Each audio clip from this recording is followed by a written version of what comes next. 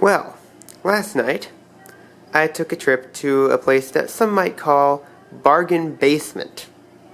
It's a place a lot like Curbside Discount, except in a slightly different location. Okay, but seriously, I was poking around the basement of an academic building here on campus with a friend of mine, and let's just say we found a rather large recycling bin full of old computer equipment. Yeah, and given what's on your screen in front of you, I think you can guess what happened next. And trust me, this is nowhere near the extent of everything we found.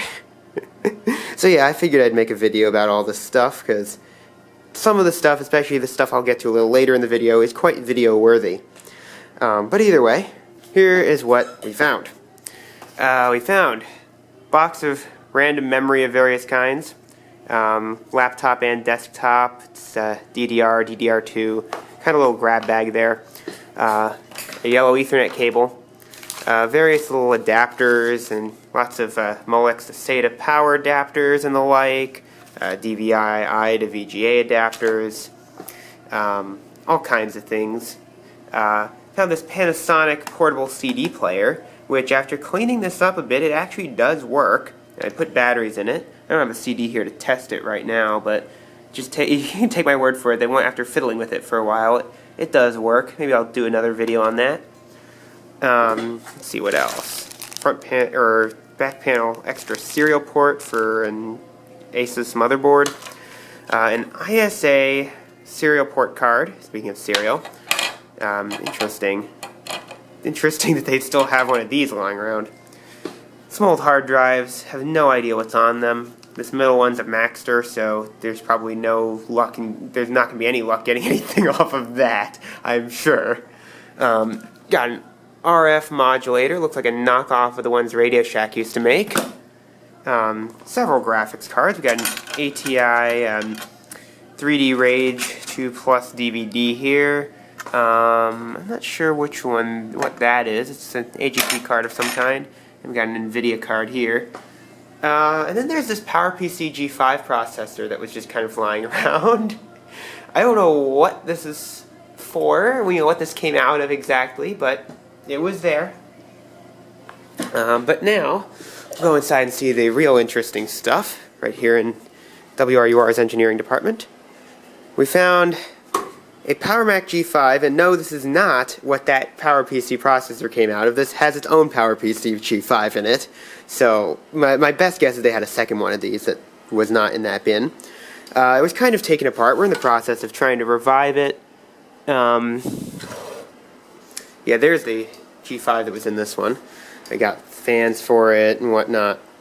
So this is kind of a work in progress at the moment, because they were like, when we found it, there were screws rattling around in it. It was kind of a mess. Over here, we have another old graphics card. This one has TV outputs on it, which could be quite useful for various things. Found a Hauppauge, yes, that's how you pronounce that, WinTV PVR 150 card. These are really nice because with their Connexent MPEG-2 encoder, well, first off, you get hardware MPEG-2 encoding, which is nice on older machines, now that my camera's focused on it, finally. The coolest thing, if I could keep this thing steady, well, I might as well just put it down. I don't need to be showing you the chip just to say this. The coolest thing about that is that it actually works well in Linux with the IVTV driver. I use that for I use a very similar model, except mine has RCAs for the audio input, for my Myth TV box back home. And it works quite well, actually. The only issue is that it's still standard def only. We have another graphics card, an S3 Trio 64V+.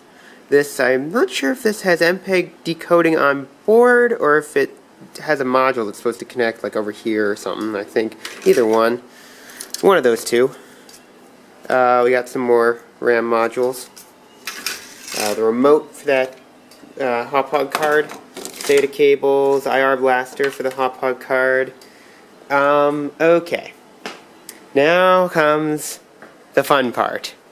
This, I am not kidding. This was really in this bin. An IBM PC Model 5150. No joke.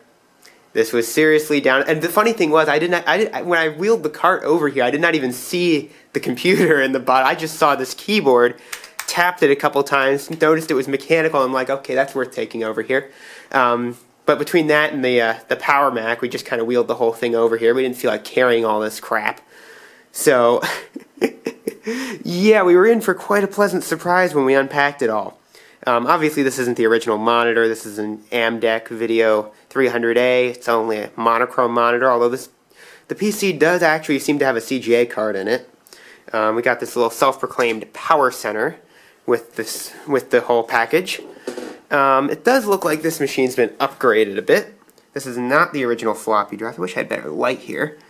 The original floppy drive would have occupied this whole space. I'm not sure if they were trying to upgrade this to take high-density disks or what, but there's kind of an awkward gap here. Maybe I'll see if I can fill it with something.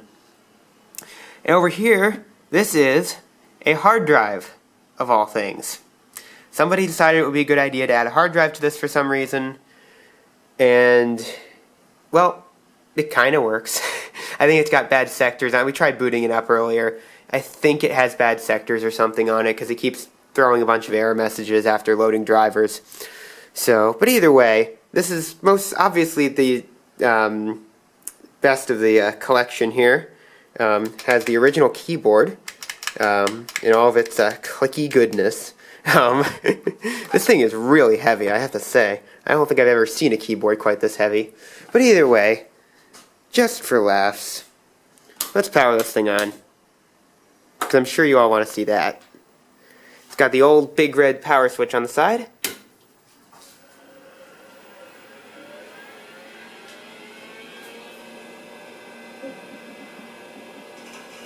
There's the hard drive. It came on. We got our blinking cursor. If my camera would hold focus today, that would be nice. There we go. And it's just going to sit here for a little bit, running its memory test and whatnot.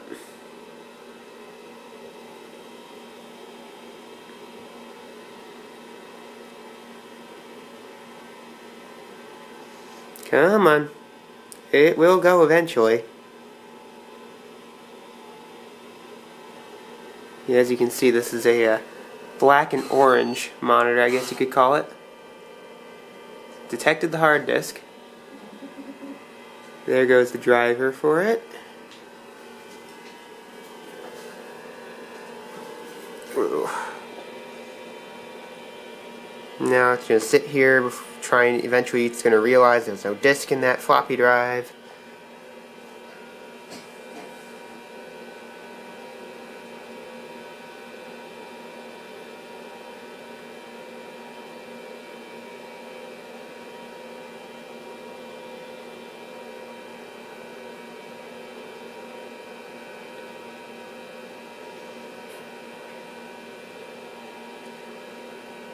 Any day now.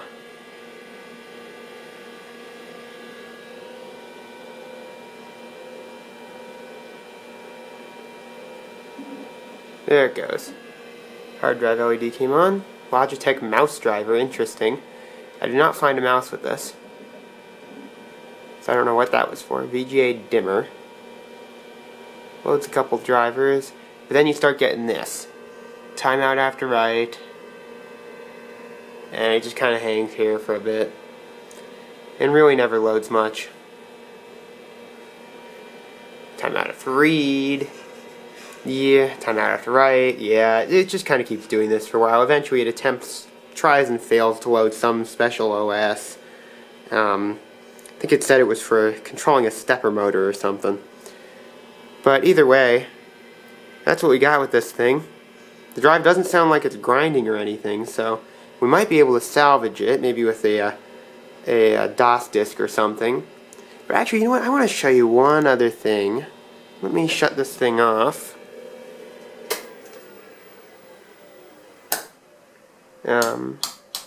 And I'm actually going to shut the video off for a second, so I can open this thing up, show you the inside of it, and actually disconnect the hard drive, so then we can boot up into the original IBM Basic ROM. Okay, now that we got the screws out, go ahead and pull this thing off. Get this thing out.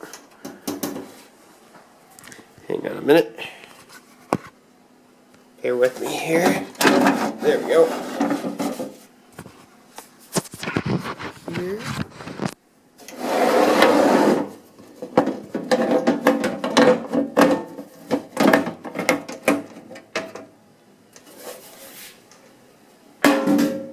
Okay. So here it is without the cover on. Got the power supply back there. Kind of like a precursor to the AT style power supply. Got the top of the floppy drive, or lack thereof. And over here is the hard drive. That whole thing that's a full 5 1/4 inch hard drive there. It was apparently manufactured, I believe, by Microscience. That I pulled it out earlier. I believe it does in fact have that label on the bottom too. We have some full-length cards here, and one not so full-length. This looks like the floppy controller, I think, or at least it has the floppy controller on it. If we trace that cable, I believe it does in fact go down to the floppy drive. This one's the hard disk controller. So we will go ahead, let me see here if there's a good way to do this. I would like to go ahead and disconnect that, but I would also like to pull the power from the drive so it doesn't spin up. But then again, I really don't feel like pulling those screws. But you know, I probably should. I should probably quit being lazy about this and just do it right.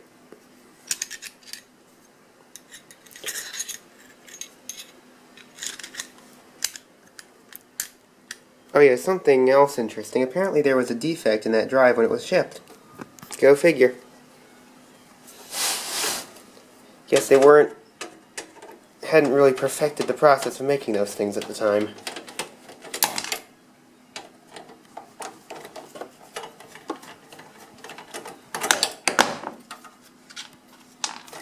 Slide that forward a little bit so we can pull this stuff out.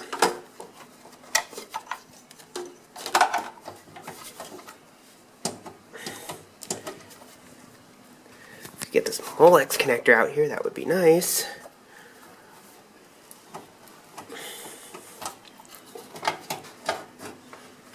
Thing really doesn't want to come out of there.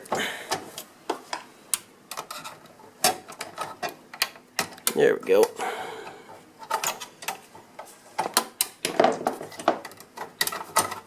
Okay, now that's out.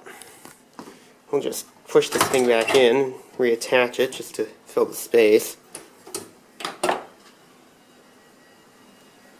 There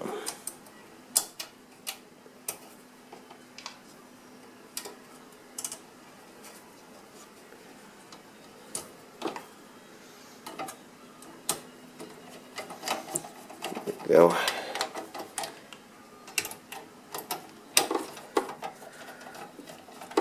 Okay, so that's disconnected, so now it should boot into its default IBM Basic. But while we're in here, I can look around more. Looks like you got memory and whatnot down there. Lots of it. And by lots of it, that is to say large footprint, not large amount of data storage. This would be the graphics card here. Just using a composite out back there. And below that, I would assume that connector below it is for CGA. And then you got, looks kind of like an inverted parallel port. It's probably an old serial port. The card does say printer port on it, unless that's just supposed to be something that connects to this header and then occupies another slot, which is also possible. I'm not too familiar with these old machines, so if anyone happens to be able to correct me on any of that, please feel free to do so in the comments section. Got a kind of a mess of cables in here. Power cables down there, and down in there with that little stripe on it should be the actual Intel microprocessor, I do believe. And oddly enough, there's a relay back there, it looks like. And actually, interestingly, the other thing I noticed, it was kind of upside down for you, there is a jack here for a cassette drive. That would be something really interesting to find. Obviously I didn't get it with this particular unit. If I find one, I'll demonstrate it, because I think it would be quite interesting loading a program off of a cassette. We do have the keyboard, though, obviously. So, either way, that's basically what's inside here. I guess in that case, I will go ahead and put this thing back together and try to boot it up into BASIC. Okay, now that we got everything put back together, let's try and boot this thing up without the hard drive.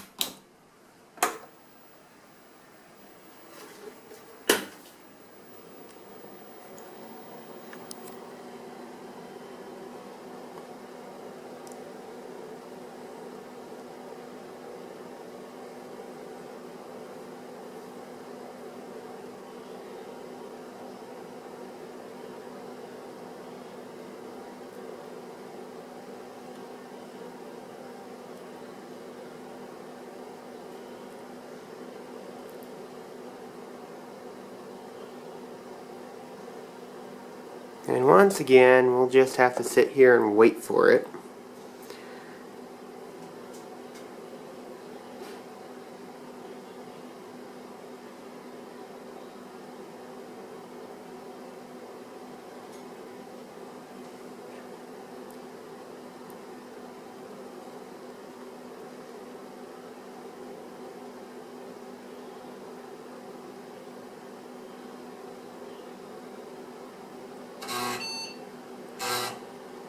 Trying the floppy drive. There you go. The IBM Personal Computer BASIC.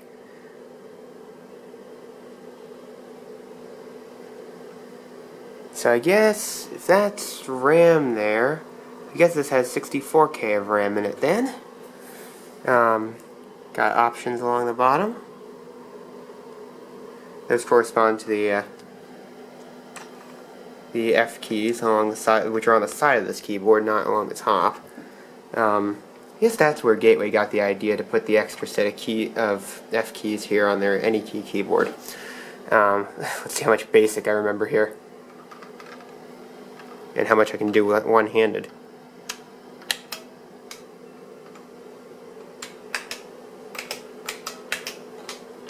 Let's see if this works.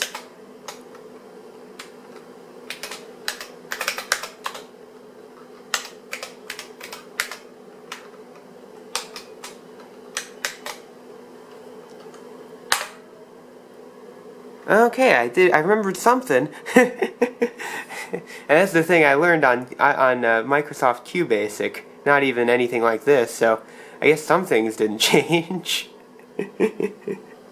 I'm not 100%. Let's see. How long has this been around for? Oh, that's been around a long time too.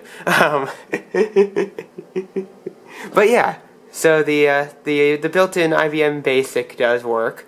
We'll just have to do something about that hard drive. That would definitely be interesting to see. Maybe we can get an early version of DOS or something to run off of that. That would definitely be really cool. But either way, that is the the extent of the stuff that I found in the recycling bin at, or otherwise known as Bargain Basement. Needless to say, I'm going to be checking that place quite a bit now. For things like this. But either way, thank you all for watching, and hopefully I'll have more on this particular interesting computer coming soon, along with more stuff maybe on that Power Mac and all the other interesting stuff we got here.